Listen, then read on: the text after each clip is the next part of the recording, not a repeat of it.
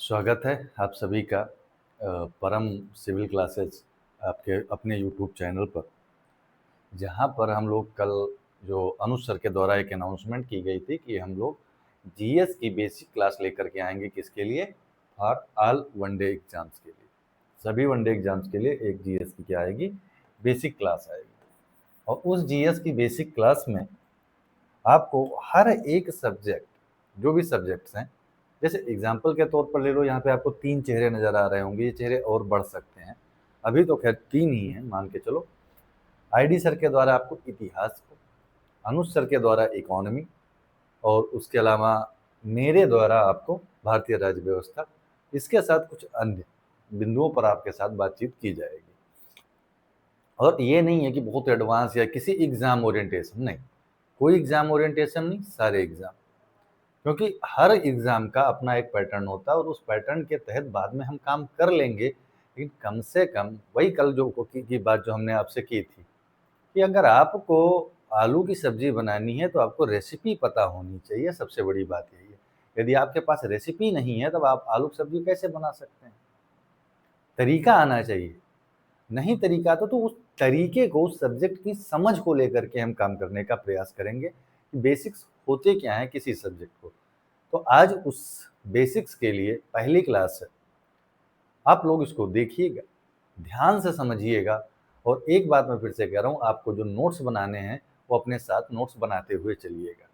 क्योंकि अगर आप स्टूडेंट हैं और आप चाहे ऑनलाइन पढ़ रहे हो चाहे ऑफलाइन पढ़ रहे हो, आपके हाथ में पेन पेपर नहीं है तो आप नहीं हैं। क्योंकि आप फिर केवल देख रहे हैं, आपका बस सुन रहे हैं, इतना ध्यान रखना आप। क्योंकि जब आप पेन पेपर पे काम करते हैं, थोड़ा ज़्यादा बेहतर सुनने का प्रयास करते हैं जिससे आपका कोई भी पॉइंट मिस ना हो और आपके पास एक बेहतरीन, एक कंपाइल्ड फॉर्म में नोट्स बनता हुआ चला जाएगा। ये बहुत आवश्यक चीज़ हो जाती है किसी भी सब्जेक्ट को लेकर के। तो इस चीज़ को ध्यान में रखना और आराम से, बिना कोई लोड लिए हुए हम लोग आराम से बात करेंगे। आराम से बात करने में बस पहली क्लास है तो बस केवल बुनियादी अवधारणा को समझने का प्रयास करेंगे। उस शब्दावली को समझने का प्रयास करेंगे जो इस सब्जेक्ट में आमतौर पर यूज होती है, इस विषय में आमतौर पर यूज होती है। तो आज की क्लास क्या है? वो पॉलिटी की पहली क्लास होगी, राज्य व्यवस्था को लेकर के पहली क्लास होगी। ठीक, तो सबसे पहली चीज तो यही होती है ना कि आप, राज्य व्यवस्था है क्या जिसकी हम बात करते हैं? क्या है वो? राज्य व्यवस्था। भारतीय, देखो आप दो तरीके के सब्जेक्ट पढ़ते हैं। या तो उस विषय पर जो पीछे का शब्द होता है ये वाला, या तो व्यवस्था लिखा होगा या तो लिखा होगा शास्त्र लिखा होगा। जैसे अर्थशास्त्र, अर्थव्यवस्था, राजनीति शास्त्र, राजनीति व्यवस्था। ठीक, समाज शास्त्र, सामाजिक व्यवस्था। तो कुछ ना कुछ तो डिफरेंस होगा, वरना क्यों रखे जाते हैं ऐसे नए नाम? बस इतना ध्यान रखना, जहां पर भी व्यवस्था शब्द का प्रयोग किया जाएगा वो एक समग्र अध्ययन नहीं होगा। जैसे व्यवस्था शब्द का सीधा सा अर्थ हो गया कि आप उस समाज की, जैसे राज्य व्यवस्था की बात करें, राजनीतिक संरचना कैसी है, वो समाज में विकास मॉडल कैसे चुना गया है, उस समाज का अपना केंद्र राज्य संबंध कैसे हैं, जनता और सरकार के बीच का संबंध कैसा है। इन सारी चीजों को अगर हम बात करते हैं तो शब्द होता है व्यवस्था। यानी अगर हम केवल केवल संरचनात्मक ढांचे को ध्यान में रखते हुए भाई बात करते हैं तो व्यवस्था होता है। वहीं हम सैद्धांतिक पहलू, संरचनात्मक ढांचा और व्यवहारिक पहलू, इन तीनों चीजों को सम्मिलित रूप से लेकर के चलते हैं तो उसको हम क्या कह देते हैं? शास्त्र की संज्ञा दे देते हैं। तो शास्त्र क्या होगा? एक समग्र अध्ययन है। और किसी देश की, समाज की राजनीतिक संरचना की अगर बात की जाएगी तो वो क्या हो जाएगा? उसका एक क्या, कैसा अध्ययन हो जाएगा? वो व्यवस्था के तहत आ जाएगा। उस व्यवस्था, नाम ही व्यवस्था। हर एक की व्यवस्था होती है अपनी, उसी तरीके के इनकी भी अपनी व्यवस्था। ठीक, तो सबसे पहली चीज है कि क्या है राज्य व्यवस्था। सबसे पहला पॉइंट क्या है? क्या है। दूसरा चीज क्या है? आवश्यकता क्यों है? क्या है आवश्यकता? क्या है? ठीक, तीसरा क्या है? सर्वश्रेष्ठ रूप क्या हो सकता है? सर्वश्रेष्ठ रूप क्या हो सकता है? अगला क्या हो सकता है? इसके कोई कौन सा प्रश्न बन सकता है? कि उत्तरदायित्व। अगर सर्वश्रेष्ठ रूप आप चुन लिए तो उत्तरदायित्व से संबंधित ये रिस्पॉन्सिबिलिटी किसकी होनी चाहिए या किसके प्रति होनी चाहिए, क्या उत्तरदायित्व होने चाहिए? उत्तरदायित्व प्रत्येक स्तर पर अगर बात की जाए।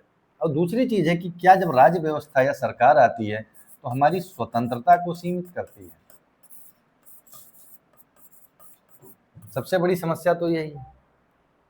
ये कुछ एक बेसिक पॉइंट्स होते हैं जो उस किसी विषय को लेकर के एंट्री करने से पहले, उसको समझने से पहले उस विषय को समझना आवश्यक हो जाता है। ठीक, तो सबसे पहला क्या है, राज्य व्यवस्था क्या है? तो पहले ही हमने बताया किसी भी समाज का एक संरचनात्मक, क्या है?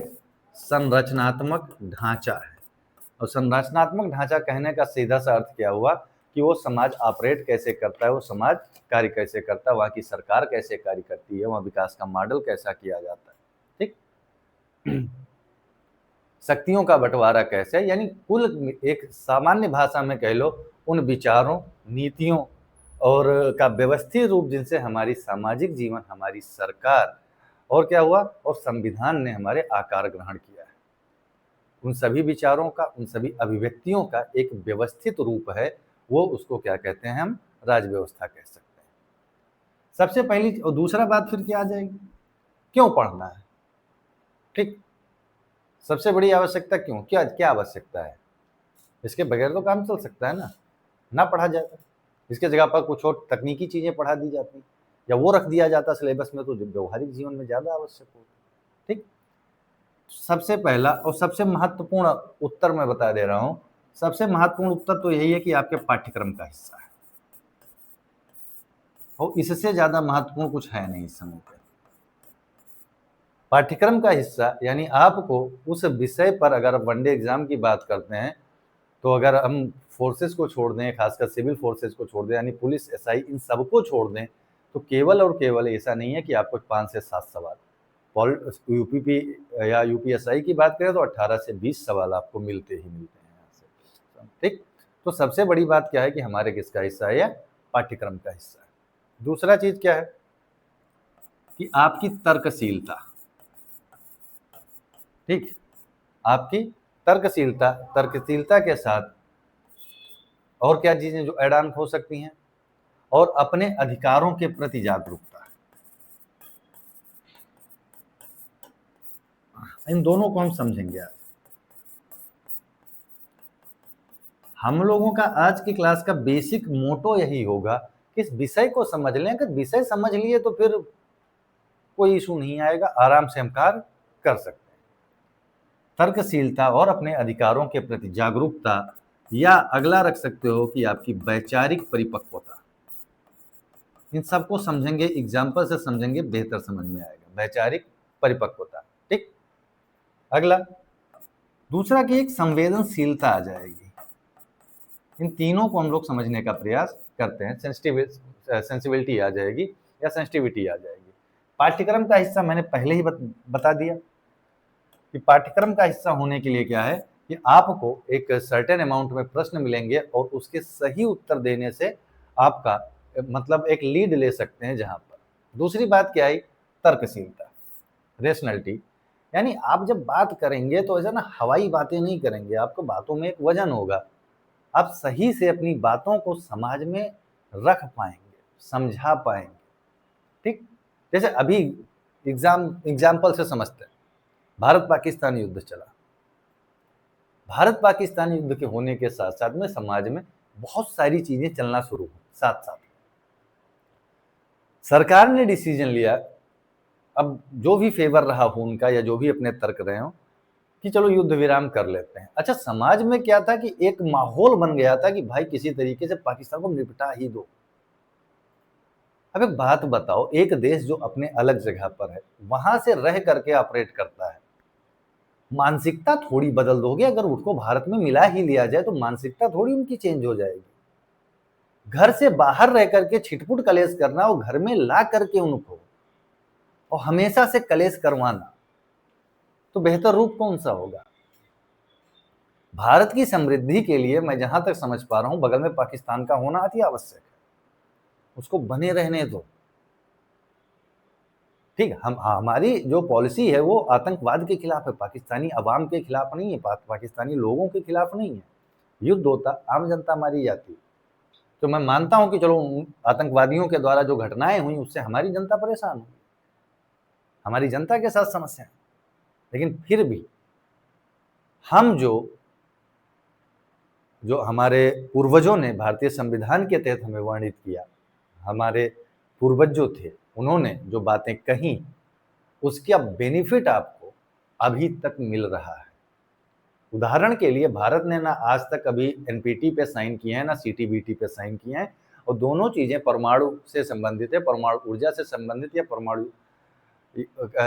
ईंधनों से संबंधित है। उसके बावजूद भारत को एक सिविल परमाणु डील के तहत परमाणु यूरेनियम मिल जा रहा है, अमेरिका के साथ सिविल परमाणु डील कहते हैं। क्या कारण है? कौन सा अमेरिका हमारा रिश्तेदार लगता है? कोई भी देश किसी का रिश्तेदार नहीं होता है, बात ध्यान रखना। क्या कारण? वो है हमारा शांतिपूर्ण रवैया, कि हम युद्ध नहीं चाहते हैं, हम युद्ध नहीं करना चाहते हैं। तो ये बात हमने अपने वैदेशिक संबंधों में पंचशील के तहत रख रखी है, गुटनिरपेक्षता के तहत रख सकते हैं। जब भारत आजाद हुआ था, पूरा विश्व दो गुटों में बटा हुआ था। एक तरफ अमेरिका यूरोपियन कंट्रीज के नेतृत्व में नाटो काम कर रहा था, मीटो सीटो उसके अलग एलाइड थे, और दूसरी तरफ यूएसएसआर के नेतृत्व में वार्सा काम कर रहा था।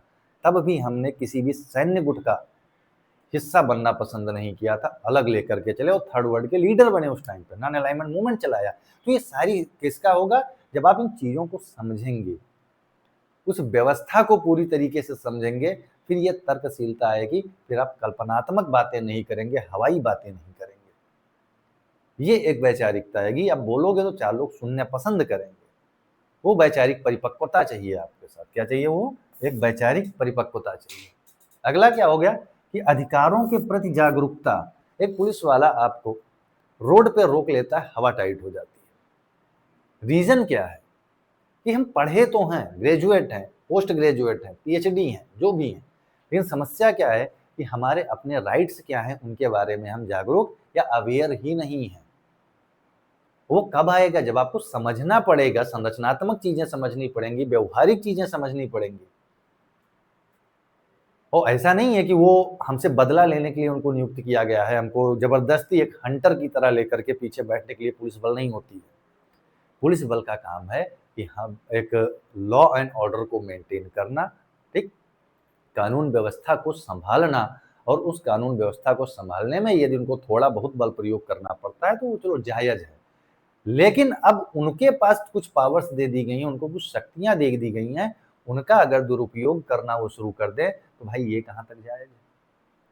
तो वो कब होगा? जब वो दुरुपयोग से बचेंगे। उसका बेसिक कारण क्या है कि भाई अगर हम जागरूक हैं, हमें अपने अधिकार पता है, कुछ नियम कानून हमको पता है इन चीजों के बारे में, संविधान के तहत क्या लिखा गया है।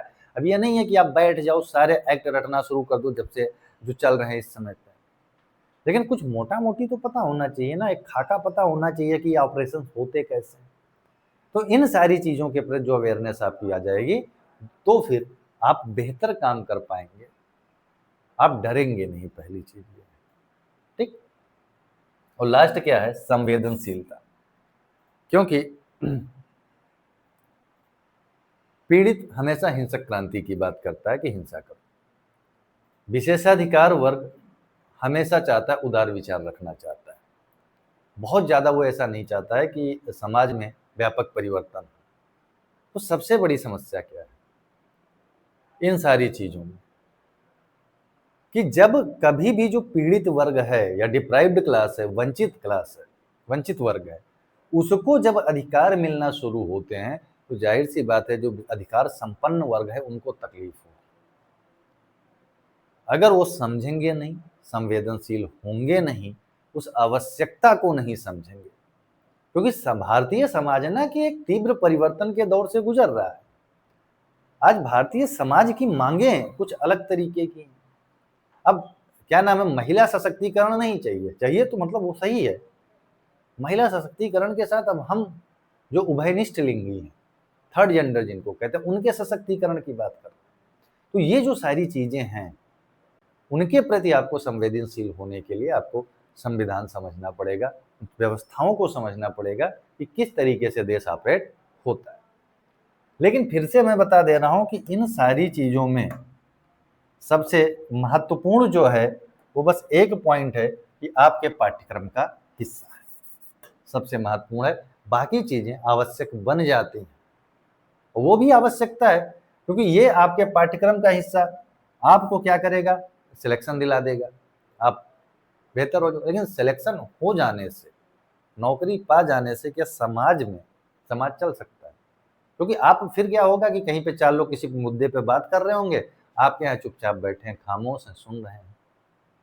आप कुछ भी बात करेंगे तो वही बात है जो व्हाट्सएप यूनिवर्सिटी या यूट्यूब के तथाकथित बुद्धिजीवी हैं, या फिर 1.5 GB पर डे का डाटा यूज करने के लिए जो ट्विटर रील बना करके, यूट्यूब शॉर्ट्स बना करके जो पता नहीं कौन सा ज्ञान लेकर के आते हैं। मैं कुछ एक को छोड़ दिया जाए तो दिक्कत क्या है कि 90% फर्जी, बेवजह का मार दो, मिट जाओ, काट दो, क्या मतलब है, जियो जीने दो। ठीक, तो एक आवश्यकता ये है। ठीक, फिर आता है कि इसका सर्वश्रेष्ठ रूप। तो सर्वश्रेष्ठ रूप समझने के लिए हम आगे की क्लास में बात करेंगे कि इसका सर्वश्रेष्ठ रूप में राज्य व्यवस्था में रूप होते कितने हैं। जैसे एक होता है कि या तो आप एनार्सिस्ट पर चले, राजतंत्र पर चले, मोनार्की पे चले। दूसरा, राजतंत्र के अलावा एक और होता है, उसका बोलते हैं तानाशाही पर चले, डिक्टेटरशिप पर चले। तीसरा, आप लोकतंत्र पर चलें या जनतंत्र पर चलें, डेमोक्रेटिक। और क्या हो सकता है, एक हो सकता है धनतंत्र, हो सकता है धर्मतंत्र यानी थियोक्रेसी हो सकती है। सबके अपने अपने रूप हैं, अपने अपने तरीके हैं। ठीक, एक और बोलते हैं, उसको बोलते हैं अल्पतंत्र बोलते हैं। तो इस प्रकार से बहुत सारे तंत्र हैं जिनको हम समझेंगे। ठीक, राजतंत्र क्या है, जहां पे सारी शक्ति एक ही व्यक्ति में निहित है और वह शक्ति वंशानुगत ट्रांसफर होती है। फिल्म देखिए ना सुपर 30, क्या कहा डायलॉग था उसका, राजक बेटा ही राजा बनेगा। राजतंत्र इस बात की सुनिश्चित करता है। तानाशाही बस वो भी है कि तानाशाही में भी लगभग सभी शक्तियां एक ही व्यक्ति में निहित होती हैं, लेकिन वो व्यक्ति कोई भी आ सकता है अपनी योग्यता के बल पर, अपने दूरदर्शिता के बल पर। लोकतंत्र तो आप जानते ही हैं, जनता के द्वारा, जनता के लिए, जनता का शासन, जो भी लोकतंत्र। यानी अब क्या होगा कि राजाध्यक्ष कौन होगा, शासन कौन करेगा, ये कौन डिसाइड करेगा, जनता डिसाइड करेगी। यहाँ पर कौन डिसाइड कर रहा है, एक व्यक्ति डिसाइड कर रहा है, अपने राजकुमार की नियुक्ति करके जा रहा है। दूसरा, उत्तराधिकार की तानाशाही होगी, ये कौन डिसाइड करेगा, वह व्यक्ति डिसाइड करेगा कि अगला उसका सक्सेसर कौन होगा, उसका उत्तराधिकारी कौन होगा। धनतंत्र का सीधा सा अर्थ हुआ कि जो शासन सत्ता है वो किसके हाथ में होगी, उस समाज के उद्योग, क्या कह सकते हैं उसको, उद्योगपतियों के हाथ में होगी। जो वर्चस्वशाली वर्ग है या अमीर वर्ग है उसके हाथ में होगी, जिनके पास संसाधन है उनके पास होगी। धर्मतंत्र का सीधा सा अर्थ क्या हुआ कि धर्मतंत्र में जो किसी भी धर्म से संबंधित हो, उस धर्म के लिए का जो सबसे सर्वश्रेष्ठ किताब होगी वही वहां का संविधान होगा। जो ईश्वरीय कथन है वही वहां के कानून होंगे। जैसे एक देश है, उसका नाम है वेटिकन सिटी। ठीक, वेटिकन सिटी में क्या है, धर्मतंत्र पाया जाता है। जो वहां का धर्म प्रमुख है, जो पोप होता है, वही वहां का राष्ट्राध्यक्ष होता है। जो बाइबल है वही वहां का कानून है, सर्वश्रेष्ठ कानून वही है। उसके अलावा और कोई कार्य चीजें नहीं आ जाती। तो एक चीज ये हो गई। अल्पतंत्र क्या हुआ कि जो संसाधन कुछ एक ही, अब वो चाहे वहां के जो प्रभुत्वशाली कह लो, या जो बड़े उच्च वर्ण के लोग, प्रभुत्वशाली वर्ग के लोग जिनके पास संसाधन हो या वैसे दबदबा हो, वो अगर शासन व्यवस्था को निर्धारित करके चलते हैं तो उसको हम क्या कह देते हैं, अल्पतंत्र। यानी पूरे समाज को लेकर के कार्य नहीं चल रहा है, केवल एक छोटा ग्रुप या छोटा समूह पूरे उसको नेतृत्व कर रहा है। ठीक, तो ये हम आगे समझेंगे कि सर्वश्रेष्ठ रूप होगा कौन सा, भारत ने कौन सा रूप अपनाया, क्यों अपनाया, उन सब पे हम बात करेंगे। फिर एक आता है कि उत्तरदायित्व, रिस्पॉन्सिबिलिटी क्या होनी चाहिए। समस्या तो यही है, क्योंकि दो चीजें अगर कायदे से व्यक्तियों के साथ साथ प्रशासनिक लोगों में भी आ जाए, एक तो होती है जवाबदेही, अकाउंटेबिलिटी, दूसरी होती है रिस्पॉन्सिबिलिटी। कि कोई कार्य हमको करना है तो वो कार्य करने की रिस्पॉन्सिबिलिटी किस पे होनी चाहिए, तो रिस्पॉन्सिबिलिटी भी अपने तरीके पे होती है।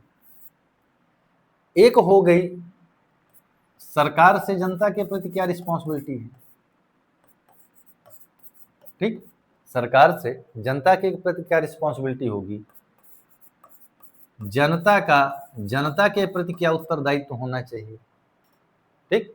और या इसको रिवर्स कर दो कि जनता का सरकार के प्रति क्या उत्तरदायित्व होना चाहिए, यही उत्तरदायित्व बन सकते हैं। तो रिस्पॉन्सिबिलिटी कैसे होगी, इस पर भी हम बात करेंगे। दूसरी चीज क्या है कि क्या ये स्वतंत्रता सीमित करती है, हाँ करती है। एक व्यवस्था में बने रहने के लिए, समाज के सुचारू रूप से संचालित होने के लिए ये थोड़ी बहुत स्वतंत्रताएं सीमित हो जाती हैं, तो इसमें कोई बड़ी बात नहीं। ये हम अभी समझेंगे, थोड़ी देर में समझेंगे कि राज्य की अवधारणा को लेकर के जो परिभाषाएं हैं या जो मत हैं लोगों के, वो अलग अलग क्यों हैं, वो केवल और केवल इसी बात को लेकर के हैं। तो आदिम साम्यवाद जो मार्क्स की फिलॉसफी में आता है कि क्या जब मनुष्य उत्पत्ति होने के साथ साथ जब वो समाज में रहना शुरू किया तब तो राज्य नहीं था, तब क्या वो लोग नहीं रहते थे, तब क्या उनका शासन या जो जिस तरीके से वो रहते थे वो क्या गलत था।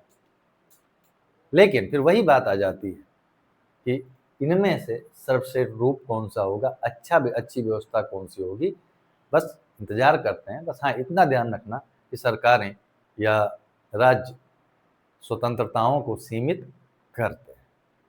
ये सारी बातें बेसिक, कोई ऐसा है नहीं कि मैं बहुत टेक्निकल तकनीकी बातें कर रहा हूँ, सामान्य भाषा की बात। अब फिर कुछ शब्दावलियां आती हैं, उनको समझना पड़ेगा, एक एक करके समझते हैं। दो शब्दावली है साथ में, या तीन लेकर के चलते हैं साथ में। एक होता है जिसको बोलते हैं राष्ट्र, अंग्रेजी में क्या बोलते हैं, नेशन, ठीक। दूसरी शब्दावली इसी के पैरेलल मान लो, उसको बोलते हैं राज्य, जिसको क्या बोलते हैं हम, स्टेट। और तीसरी शब्दावली है उसको बोलते हैं नेशन स्टेट, राष्ट्र राज्य बोलते हैं, ठीक। एनसीईआरटी का पहला चैप्टर है, 9 या 10 की एनसीईआरटी का पहला ही चैप्टर। राष्ट्र क्या है, राज्य क्या है, या राष्ट्र राज्यों का जो उदय हुआ, राष्ट्रों का उदय हुआ, वो कैसे चला। राष्ट्र राज्य और क्या है, नेशन स्टेट यानी राष्ट्र राज्य। राष्ट्र क्या होता है ये ध्यान रखना। राष्ट्र ऐसे व्यक्तियों का समूह जिनकी आइडेंटिटी एक हो, ठीक, क्या हो, पहचान जिनकी एक हो। जैसे, या एक कह सकते हो इमोशन ऑफ बी की भावना जो है वो बहुत ही प्रबल हो। हम की भावना कि हम सब एक हैं, एक तरीके से कार्य कर रहे हैं, एक व्यवस्था के तहत हैं, वो हम की भावना हो। ये हम की भावना किन्हीं भी आधारों पर हो सकती है। वो आधार भाषा हो सकता है। जैसे जर्मन राष्ट्रवाद जब उपजा था तो किस आधार पर उपजा था, भाषा के आधार पर, जर्मन भाषा के आधार पर, या जर्मन रक्त शुद्धता के आधार पर उपजा था, ठीक। इटली राष्ट्रवाद जो उपजा था उसके तहत उपजा था। धार्मिक आधार पर हो सकता है, धर्म के आधार पर भी हो सकता है, किसी और भौगोलिक या क्षेत्र के आधार पर हो सकता है, किसी एक आधार पर, वहाँ की संस्कृति के आधार पर हो सकता है। तो राष्ट्र क्या होता है कि एक कॉमन आइडेंटिटी वाला वह समाज जो किसी एक मुद्दे पे जाकर के एक हो जाता है। अब इस सेंस में एक प्रश्न ये बनता है कि जब दुनिया में इस तरीके की आइडेंटिटीज विद्यमान है तो क्या भारत में भी है? नहीं। यह दुख की बात है, हम कहने के लिए प्रयोग कर लेते हैं कि भारत राष्ट्र है, नेशन है, लेकिन नहीं है। उसका मैं बेसिक सिंपल सा एग्जांपल बताता हूँ। ये भारत पाकिस्तान युद्ध को छोड़ दो, ठीक, चलो, क्योंकि इसके भी निहितार्थ अलग थे, जो कि सारी चीजें यहाँ पर नहीं बोली जा सकती हैं इन क्लास। एक समुदाय अपने आप को इस समय पे देशभक्त साबित करने में जुटा हुआ है, क्योंकि जो घटना हुई है वो धार्मिक आधार पर हुई उसकी ये मजबूरी है कि अपने आप को साबित करते। एक समुदाय इसका खून खोल रहा है। अब इस चक्कर में सारे एक हो गए, कोई बंटवारा नहीं नजर आया। क्या इससे पहले आतंकी घटनाएं नहीं हुई? तब क्या होता था? बढ़ते थे ना। आज हम, क्योंकि उसकी बेसिक समस्या ये है कि भारत बहुधार्मिक देश है, बहुभाषाई देश है, बहुनस्ली देश है, ठीक है, बहुसांस्कृतिक देश है। यानी हर एक चीज हमारे यहाँ मल्टीपल है, मल्टी लिंग्विस्टिक है, मल्टी रिलीजियस है, एथनिसिटी हमारी भी मल्टीपल है, बहुत सारी नस्लियत है। तो एक कॉमन आइडेंटिटी हो क्या सकती है? क्योंकि यही सारी जो पहचान होती है, जो किसी एक की सांस्कृतिक पहचान होती है, ज्यादातर वहां पे लोग ज्यादा इमोशनली अटैच होते हैं, वहां पर जुड़ने का प्रयास करते हैं। जो हमारे यहाँ पर एक ही धर्म में अलग अलग रीति रिवाज फॉलो अप किए जाते हैं, फिर हम इकट्ठा कैसे? एक ही भाषा में अलग अलग बोलियों में बात की जाती हो, फिर इकट्ठा कैसे? एक भौगोलिक क्षेत्र में ही कहावत है ना, कोस कोस पर बदले पानी, चार कोस पे बानी बदल जा रही है, बोली बदल जा रही है। तो फिर कैसे कल एक इकट्ठा? इस बात को आप गौर कीजिएगा। तो एक चीज आती है कि हम किस नाते इकट्ठा हो सकते हैं? एक भारतीय होने के नाते। किसके नाते? एक भारतीय होने के नाते। और ये एक भावना हर एक नागरिक के अंदर आना बहुत आवश्यक है, ठीक। इस भावना का आना कि हम भाई पहले भारतीय हैं, हालांकि हम हैं नहीं, यह दुख की बात है और समस्या भी है। इससे निजात पाने की आवश्यकता है। फिल्मों में डायलॉग बाजी, मतलब जो डायलॉग बाजी होती है वो अलग है। बड़े और बोल्ड अक्षरों में रिलीजन वाले कॉलम में हम भारतीय लिखते हैं, इंडियन। ये फिल्मी डायलॉग। हकीकत, जमीनी हकीकत क्या है? क्योंकि हम भारतीय होने से पहले हिंदू मुसलमान हो जाते हैं। हम भारतीय होने से पहले उच्च वर्ण निम्न वर्ण में आ जाते हैं। हम भारतीय होने से पहले छोटे ब्राह्मण बड़े ब्राह्मण में, दलित वैश्य शूद्र अनुसूचित जाति, इन सब में बंट जाते हैं। तो है कहाँ पहचान हमारी? तो उस पहचान को पाना अति आवश्यक है। इसलिए यदि कोई आपसे पूछे कि क्या भारत राष्ट्र है, नहीं, सीधा सा जवाब है, भारत में राष्ट्र निर्माण की प्रक्रिया अभी चल रही है। हम अभी राष्ट्र बने नहीं हैं। हम क्या हैं? हम राज्य हैं। राज्य क्या होता है, बस इतना ध्यान रखना, ठीक। किसी देश का जो पॉलिटिकल स्ट्रक्चर है, किसी देश की क्या है? राजनीतिक संरचना। किसी देश की राजनीतिक संरचना को हम क्या कहते हैं? वह राज्य कहते हैं। और राजनीतिक संरचना भी कैसा, ये कैसा रूप है? इसको अमूर्त रूप। ये सवाल कई बार पूछा गया कि राज्य कैसी संरचना है? मूर्त है, अमूर्त है, दोनों है, इनमें से कोई नहीं है। तो राज्य कैसी संरचना है? अमूर्त संरचना है। अमूर्त उनको कहते हैं जिनको केवल बौद्धिक स्तर पर आप समझ सकते हैं, ठीक। उनको ऐसा प्रैक्टिकली व्यवहारिक तौर पर आप नहीं देख सकते हैं, तो वो कैसी संरचना होती है? वो अमूर्त संरचना होती है। जैसे आपके विचार, आपकी भावनाएं हैं। अब समझ में आ रहा है कि मोहब्बत है कि नफरत है, घृणा है, प्रेम है, क्या उसको समझ में आ रहा है? दुख में है, सुख में है, समझ में दिखाई पड़ रहा है? नहीं दिखाई पड़ रहा है। तो वो चीजें, मेरे विचार, आपके विचार, ये सारी चीजें केवल क्या हो सकती हैं? समझी और समझाई जा सकती हैं, दिखाई नहीं जा सकती। दिखेगा क्या? आपका व्यवहार, आपके कार्य, ठीक। तो ये भी कैसी संरचना है? अमूर्त संरचना है। और एक चीज ध्यान रखना कि इस राज्य होने के लिए इसके 4 तत्व होते हैं। कितने तत्व होते हैं? 4 तत्व होते हैं। और ये चारों तत्व, एक बात और इसके साथ याद रखना कि ये चारों तत्व कैसे हैं? वो अनिवार्य हैं, मैंडेटरी हैं। और मैंडेटरी होने का मतलब या नेसेसरी होने का मतलब, यदि इनमें से एक भी अनुपस्थित हुआ तो वह संरचना कैसी नहीं रह जाएगी? वह संरचना राज्य नहीं रह जाएगी। और 4 तत्व कौन कौन से हैं? सबसे पहला तत्व इसके तहत आता है, उसको बोलते हैं भूभाग, टेरिटरी, एक या ज्योग्राफिकल एरिया। सबसे पहला आवश्यकता किसकी है? भूभाग की आवश्यकता। भूभाग की आवश्यकता के साथ साथ उस पर रहने वाला एक जनसंख्या या जन समुदाय, पॉपुलेशन। तीसरा, जनसंख्या के साथ साथ वो है सरकार, गवर्नेंस या गवर्नमेंट। और सरकार के अलावा एक की आवश्यकता और होती है जो सबसे महत्वपूर्ण है, वो है संप्रभुता, सोवरेंटी। यानी कोई संरचना जब राज्य तब मानी जाएगी तब ये चार चीजें क्या होंगी, आवश्यक, या चार चीजें प्रेजेंट होंगी। एक भूभाग, उस देश का अपना एक क्षेत्र, उसकी अपनी एक सीमा। दूसरा, उस सीमा के अंतर्गत रहने के लिए जनसंख्या। तीसरा, उस जनसंख्या पे शासन करने के लिए एक गवर्नमेंट, और वह गवर्नमेंट कैसी हो, वह गवर्नमेंट संप्रभु, सोवराइन, अनिवार्य है। इनमें से एक भी नहीं रह जाए जो, तो वो संरचना राज्य नहीं कहलाएगी। उदाहरण के लिए समझते हैं, भारत जब गुलाम था, ठीक, भारत क्या था जब गुलाम था, औपनिवेशिक काल था, क्या थी, भारत का अपना भूभाग था, भारत की अपनी जनसंख्या थी, भारत की अपनी सरकार थी, वायसराय, काउंसिल, केंद्रीय विधायिका, राज्य विधायिका, ये सारी संरचनाएं थी, राज्य सरकारें उस समय पे भी थी। लेकिन क्या भारत के पास संप्रभुता थी?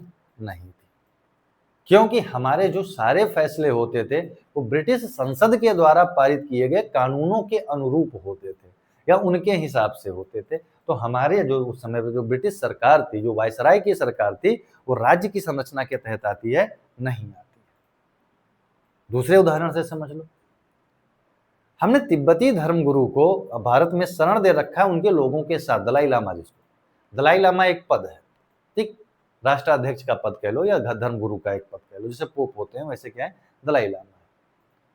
उनके पास जनसंख्या है, हमने शरण दे रखी है, अजाइलम सीकर से, हम उनकी सरकार है, दलाई लामा ही स्वयं सरकार है, उनकी संप्रभुता है, वो अपने लोगों के लिए डिसीजंस लेते हैं, ले सकते हैं, करते भी हैं। उनके पास क्या नहीं है, जमीन नहीं, भूभाग नहीं, तो संरचना क्या राज्य है? नहीं। तो इतना समझना, ये चारों चीजें यदि प्रेजेंट हैं तभी वो संरचना राज्य कहलाएगी, वरना नहीं कहलाएगी, क्योंकि इन चारों की आवश्यकता है। क्योंकि भूभाग होगा तभी तो वहां पे कुछ पॉलिटिकल एक्शंस आप कर पाएंगे या राजनीतिक क्रियाएं कर पाएंगे, बिना भूभाग के तो नहीं कर पाएंगे, ठीक। भूभाग क्यों चाहिए? क्योंकि राजनीतिक क्रियाओं के लिए।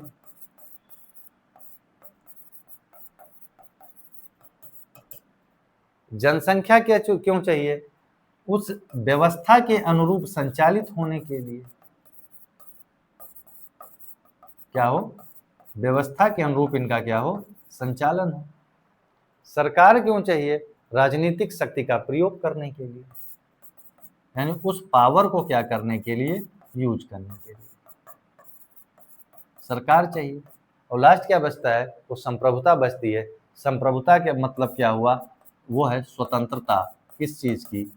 अपने आंतरिक और बाह्य दोनों निर्णय लेने के लिए, आंतरिक और बाह्य, यानी हम किसी देश के साथ कैसा संबंध बना करके चलते हैं,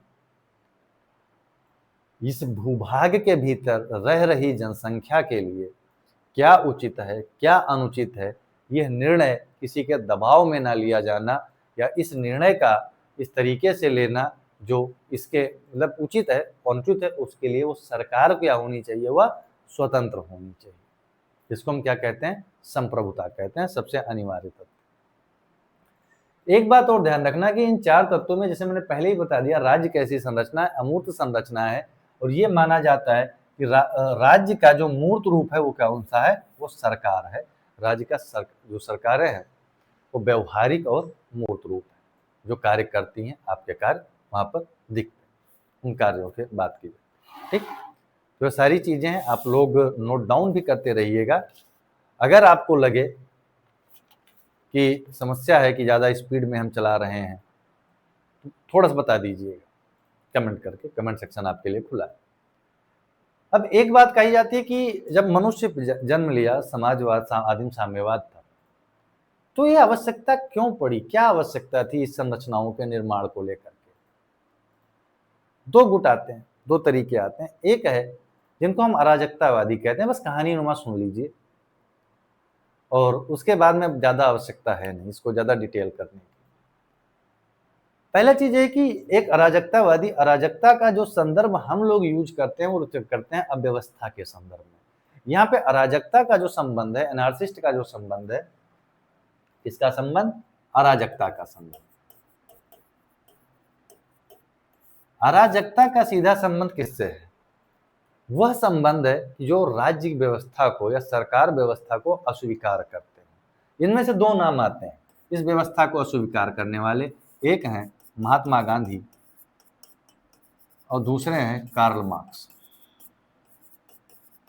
महात्मा गांधी और कार्ल मार्क्स ये एनार्सिस्ट हैं या अराजकतावादी हैं, राज्य को स्वीकार नहीं करते, क्योंकि इनका मानना है कि जो मनुष्य के द्वारा निर्मित समाज है वो अपनी पारस्परिक समझ और विश्वास से कार्य कर सकता है।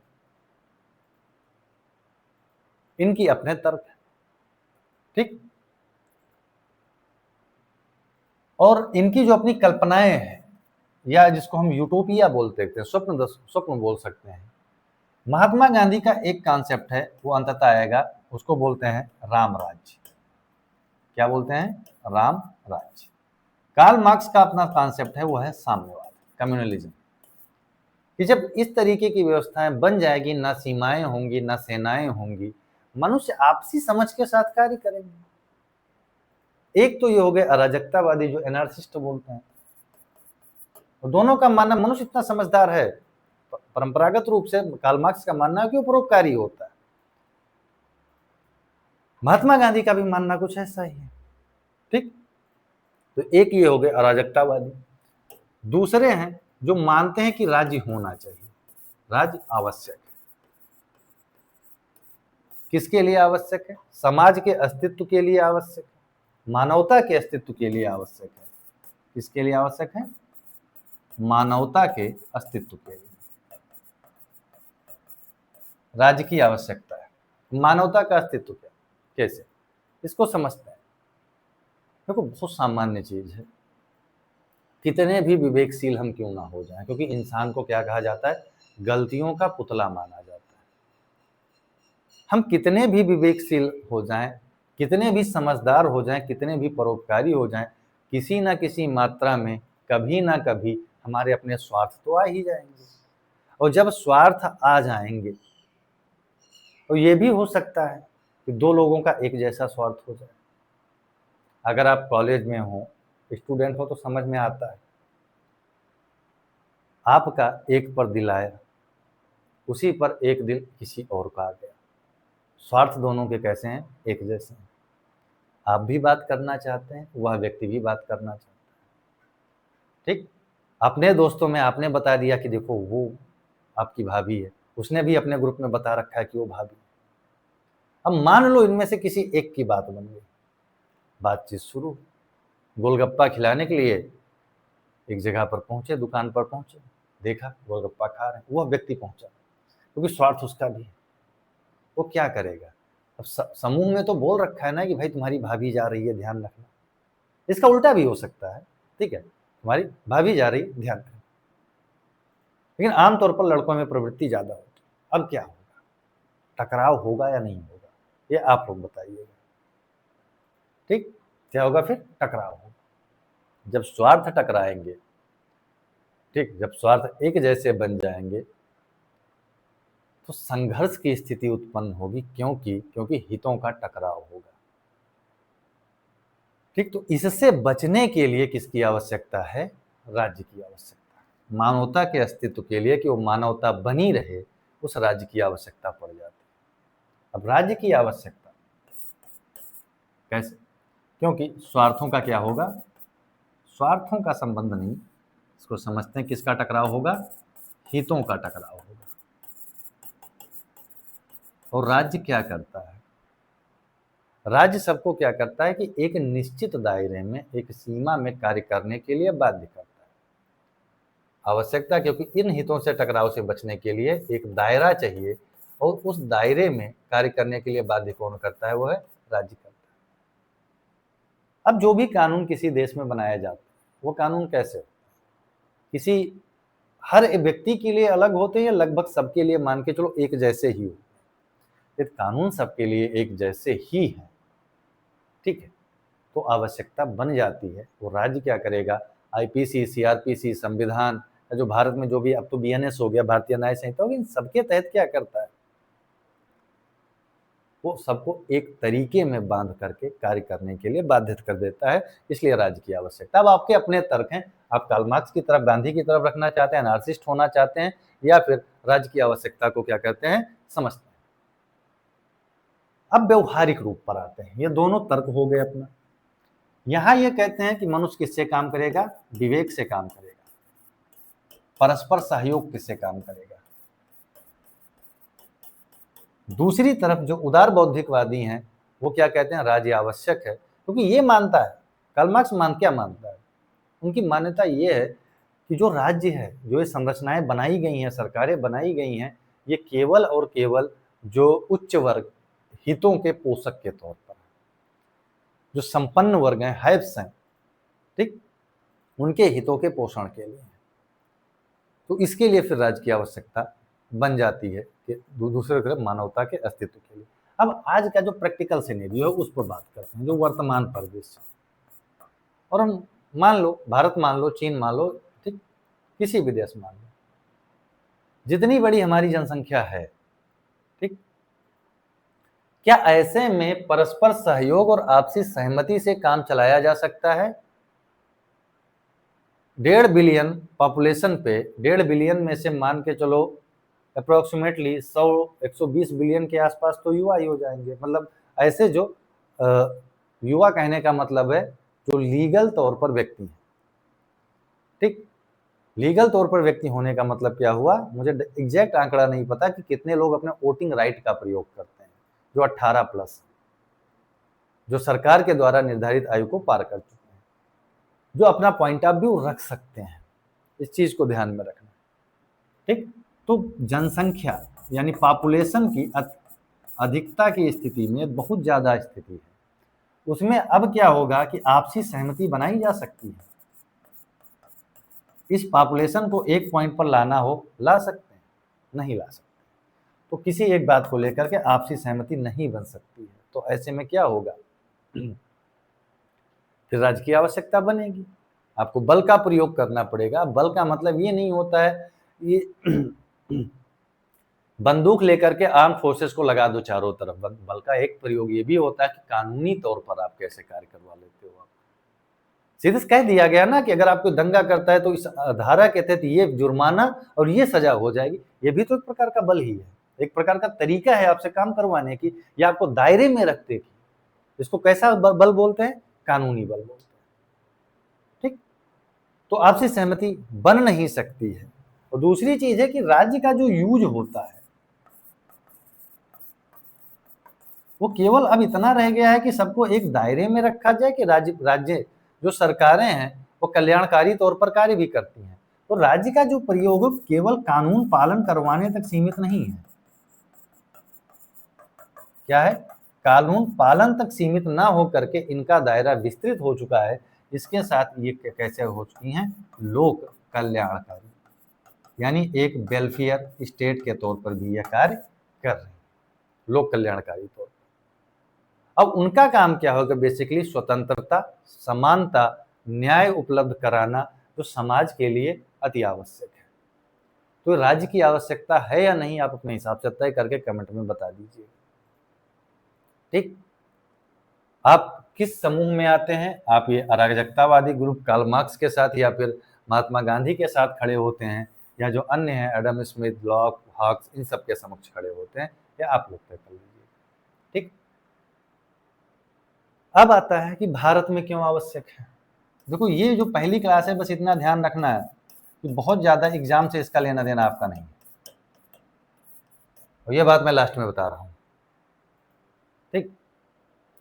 एग्जाम से इसलिए लेना देना नहीं है बहुत ज्यादा, ये समझ के लिए आवश्यक है, विषय की समझ के लिए आवश्यक है। अब विषय की समझ आ जाएगी तो फिर उड़ेंगे हम लोग अभी, ठीक, सुपरसोनिक होकर के उड़ेंगे। आवश्यकता क्यों है भारत में?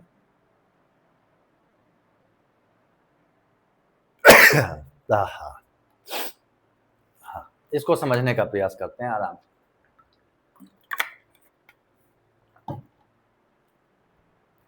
तो भारत में राज्य आवश्यक क्यों? पॉइंट फॉर्म में लिखकर चलते हैं और फिर समझते हैं। सबसे पहला मैं ही बताया था कि भारत में अभी भी एक प्रोसेस चल रही है, उसका नाम है नेशन बिल्डिंग। भारत में राष्ट्र निर्माण की प्रक्रिया चल रही है। हम देश हैं, हम राज्य हैं, हम राष्ट्र नहीं हैं। और उस राष्ट्र निर्माण की प्रक्रिया में जो चाहे आंतरिक नुकसान हो सकता है, बाह्य ताकतें भारत को नुकसान पहुंचा सकती हैं। तो इन सब चीज़ों से बचने के लिए एक सशक्त राजनीतिक संरचना की आवश्यकता है। दूसरा, एक और तरीका या एक और पॉइंट होता है, उसको बोलते हैं आंतरिक सुरक्षा। आंतरिक सुरक्षा के लिए भी क्या है, किसकी आवश्यकता है? आंतरिक सुरक्षा में क्या है, हम पीड़ित हैं, किन किन चीज़ों से पीड़ित हैं? एक को बोलते हैं सीमा पार आतंकवाद से, क्रॉस बॉर्डर टेररिज्म से पीड़ित हैं। किससे पीड़ित हैं? सीमा पार आतंकवाद यानी क्रॉस बॉर्डर टेररिज्म से पीड़ित हैं। अभी हुआ अलगाववाद से पीड़ित हैं। ठीक, वो समझेंगे फिर कभी कि अलगाववाद क्या है, कैसे। ठीक, नक्सलवाद से पीड़ित हैं। नक्सलाइट बेल्ट है, जहाँ पर लोग लड़ रहे हैं, अधिकारों के लिए लड़ रहे हैं या स्वार्थों के लिए लड़ रहे हैं। हम एक्सट्रीमिज्म यानी अतिवाद से पीड़ित हैं। अब इन सबसे पीड़ित होने पर जाहिर सी बात है, देश शांत नहीं रहेगा तो विकास कार्य होंगे नहीं, और विकास कार्य जब होंगे नहीं तो जनता को जो आवश्यकता है वो उतनी बड़े पैमाने पर मिल नहीं पाएगी। तो वो उस आंतरिक सुरक्षा के बचने के लिए, सीमाओं को अपने शांत रखने के लिए, लोगों को अपना एक दायरे में रखने के लिए एक किसकी आवश्यकता है? सशक्त राजनीतिक संरचना की आवश्यकता है। अगला क्या है कि एक कल्याणकारी राज्य है। कैसे राज्य हैं हम? वेलफेयर स्टेट है। और हमारा टारगेट क्या है कि लोगों को स्वतंत्रता,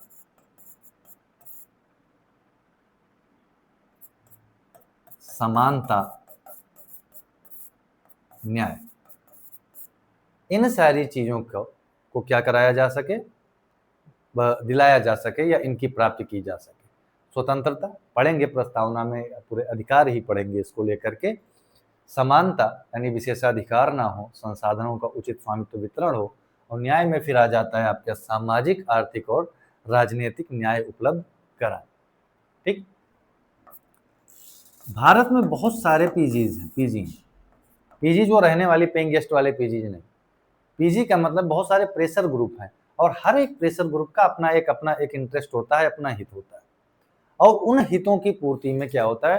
टकराव की संभावना बनती है। और उस टकराव से बचने के लिए भी किसकी आवश्यकता है? इनसे क्या होगा? हितों में टकराव होगा। और इस टकराव से बचने के लिए भी कौन सी संरचना की आवश्यकता है? वह राज्य संरचना की आवश्यकता बन जाती है। ठीक, और दूसरा क्या है? फास्ट सोशल चेंजेस, सामाजिक परिवर्तन। ठीक, सामाजिक परिवर्तन। और ये सामाजिक परिवर्तन हम हमेशा किसको जन्म देते हैं? तनाव को जन्म देते हैं। अब सोच के देखो, एक सोशल सेटअप बनने में, एक सामाजिक व्यवस्था बनने में एक समय लगता है। और उस समय में, उस समय के तहत वो कुछ लोग मिलकर के कुछ नियम कानून तय करते हैं, और वह नियम कानून तय करने के बाद में एक सामाजिक या सोशल ऑर्डर बनकर के तैयार होता है। अब कोई आकर के उस सोशल ऑर्डर पर प्रभाव कार्य करे, उस व्यवस्था को चोट पहुंचाने का कार्य करे, तो आपको क्या लगता है कि उस व्यवस्था में जो अधिकार संपन्न वर्ग होगा उसको चोट पहुंचेगी या नहीं पहुंचेगी? राज व्यवस्था पढ़ते वक्त ये आप समझ जाएंगे कि सारा खेल किसका है? पावर का है। सारा खेल किसका है? वह शक्ति का है। और शक्ति कई तरीके की हो सकती है। ठीक, शक्ति का मतलब ये नहीं है कि फुल, मतलब क्या कह सकते हैं आप, 6 पैक एब हो, 18 इंच मेरा 16 का डोला हो, ऐसे ये पावर, ये भी एक पावर है। शारीरिक बल भी अपने आप में एक पावर। उसके अलावा बहुत सारी पावर्स होती है। एक पावर होती है वो है आर्थिक, धन की पावर। एक पावर कौन सी होती है? उसको बोलते हैं कानूनी पावर, जिस पे हम बात ही कर रहे हैं। फिर एक पावर आती है, उसको बोलते हैं प्रशासनिक पावर। किसी भी दुबले पतले व्यक्ति को, मेरे जैसे को, एक प्रशासनिक पद पर बैठा के देखो, जो 7 फुट का व्यक्ति होगा, हट्टा कट्टा 6 पैक ऐप लेकर के 6 से बिस्किट्स लेकर के घूम रहा होगा, वो भी एक बार सामने से कांप जाएगा, कितना भी धन का व्यक्ति। ये पावर होती है प्रशासन की। वो क्यों? क्योंकि वो सारी पावर्स कहाँ से आती हैं? यहाँ से आती हैं, इन तरीकों से आती हैं। तो ये सारी जो समस्याएं हैं सामाजिक परिवर्तन को लेकर, क्योंकि हम लगातार समाज को अपने अपडेट कर रहे हैं या अपग्रेड कर रहे हैं। पहले क्या था कि महिलाओं को लेकर के 2 ही तरीके थे, अब हम ट्रांसजेंडर्स को लेकर के काम कर रहे हैं। हो सकता है आने वाले समय में जैसे जैसे समाज बदलेगा तो समाज के हर वर्ग को लेकर के, हर एक दायरे को लेकर के उसको बनाने का प्रयास करेगा, उसको विस्तृत करने का प्रयास करेगा। तो ये बात है। तो उसमें जब अधिकार संपन्न वर्ग के अधिकारों पर ठेस पहुंचेगी तो वह वर्ग टेंशन पैदा करने की कोशिश करेगा। अब इसको आप समझिएगा, जब आप भारत में सामाजिक धार्मिक सुधार आंदोलन पढ़ेंगे, जब राजा राम मोहन राय सती प्रथा के खिलाफ आंदोलन करते हैं, क्योंकि सती प्रथा चलो मान लो किस भी रूप में शुरू हुई हो, लेकिन कुछ समय के बाद वो बाध्यकारी तौर पर की जाने लगी। अगर वह बाध्यकारी तौर पर की जाने लगी तो समस्याएं उत्पन्न होना शुरू हो जाएगी। अब किसी का पति मर जाए तो पत्नी को भी जला दो यार, कौन सी बात होती है? ठीक, तो उन तनाव से बचने के लिए या इन सबको सेटल डाउन करने के लिए या इन सबको रोकने के लिए हमको क्या चाहिए? एक राजनीतिक संरचना चाहिए। एक क्या चाहिए? राजनीतिक संरचना चाहिए। और भी राजनीतिक संरचना कैसी होनी चाहिए? सशक्त होनी चाहिए, मजबूत राजनीतिक संरचना होनी चाहिए। जिस भी देश में, ये केवल मैं भारत की बात नहीं कर रहा हूं, जिस भी देश में या प्रत्येक देश में भी ये सारी समस्याएं विद्यमान होती हैं, इनके रेशियो या प्रोपोर्शंस अलग अलग हो सकते हैं, बाकी समस्याएं तो सेम ही। ठीक, तो उन समस्याओं को सुलझाने के लिए, उनसे बचने के लिए एक राजनीतिक संरचना की आवश्यकता है, एक राज्य की आवश्यकता है, उस लॉ एंड ऑर्डर की आवश्यकता है। ठीक, तो एक बेसिक समझ हो गई टॉपिक की, व्यवस्था की, राज्य व्यवस्था होती क्या, काम कैसे करती है, भारत की आवश्यकता क्या है, या जो लोग पहले से मान के चलते हैं आवश्यकता कैसी होनी चाहिए, कैसी नहीं। ठीक, बेसिक पॉइंट्स थे। इस देखो क्या है कि लगभग ये मान के चलो 3 से 4 क्लास हमारी ऐसे जाएगी जहाँ पे आपको केवल कहानियाँ सुनने की मिलेंगी, सिद्धांत समझने को मिलेंगे। उसके बाद हम आएंगे एग्जाम ओरिएंटेशन पे। फिर एग्जाम ओरिएंटेशन ज़्यादा लंबा नहीं है, 1 डे एग्जाम के लिए। अगर ये सारी चीज़ें आप समझ जाते हैं तो वो चीज़ें आपके लिए आसान हो जाएंगी, इसकी गारंटी मैं देता हूँ। ठीक है, तो 3-4 दिन इस तरीके से स्लो काम कर लेंगे, फिर देख मतलब फिर उड़ेंगे। ठीक, जेट की स्पीड से, हाइपरसोनिक स्पीड पर हम लोग उड़ेंगे फटाफट। कोई, क्योंकि बहुत कम चीज़ें होती हैं जो पूछी जाती हैं या जो आवश्यक हैं, और उसको लेकर के काम अगर करना हो, केवल उतना बात करनी हो तो 2 दिन में ख़त्म हो जाती है। क्योंकि गांव में एक कहावत है, आलक मौत गवैया खाते हैं, जब चाहेंगे तब आला उधल मर जाएंगे, बात खत्म। ठीक है, तो पढ़ते रहिए, जुड़े रहिए और इसको समझने का प्रयास करिए, नोट्स बनाने का प्रयास करिए। हाँ, मैं मानता हूँ कि इनमें से बहुत सारी चीज़ें आपके एग्जाम के पॉइंट ऑफ व्यू से आवश्यक नहीं है, लेकिन फिर भी मैं आपको बताना चाहूँगा, क्योंकि वो आपके बेसिक समझ के लिए आवश्यक हैं, और वो आवश्यकता आपको बहुत सारे प्रश्नों को हल करने में आपकी मदद कर देगी। ठीक, धन्यवाद।